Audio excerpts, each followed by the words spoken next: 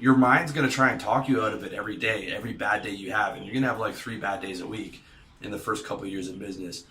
And in the first 3 to 5 years, if you're a new entrepreneur, I mean, they're, 2 to 3 days out of the week, you're going to be like, I don't know if I want to do this. This is tiring. This is uncomfortable. The people keep rejecting me. Like, and the secret is just not to listen to that. Just not to stop.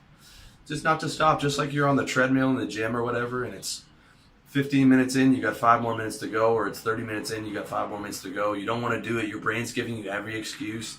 You just tell your brain to shut the F up. You just say it doesn't matter. I'm just doing it. I'm committed to it.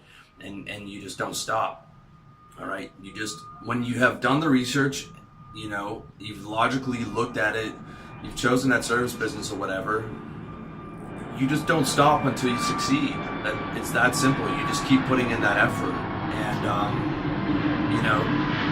aiming for 40K year 1, 60K year 2, 80 to 100K year 3 is the way you should be doing it, or the developing world equivalent if you've got an online business.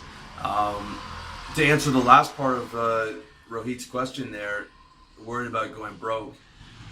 Again, man, if you follow my stuff, you have to like get your savings together before you go out on a limb and do a business. I think, you work that job for as long as it takes to get those savings up, right? While you're working the job, you get the side business going, and the side business, consistent revenue coming in from customers and clients. And then once you have consistent revenue coming in from your business, enough to pay your expenses, and you've saved a lot of money for, a year's expenses or whatever, then you go full-time on the business, okay? So you have to, again, this is stuff you probably should have done before you started the business. But if you are in the business right now, or to Rohit, I mean, cut your expenses as low as you can if you're worried about going broke, and work harder. Hammer harder on clients. Do 300 calls a day. I was working in a call center once where I did 400. I had to do 400 calls a day for like almost no money. In sales I would do 100 calls a day. I mean, whatever it's gonna take. If you're worried about going broke and you're worried about the health of your business, cut your expenses as low as you can go, and then maximize your output as high as you can go, for now at least, to get you through that hump, to get you solidified, to get those wins across the board. And just don't fucking quit, man. Don't ever quit. You can't fail if you don't quit, okay? When you've chosen the right business, you've done your research, you looked at it logically, you can't fucking fail if you don't quit. You just keep hammering and hammering and fucking hammering, dude. And you don't stop. You don't ever quit. 90% of businesses fail.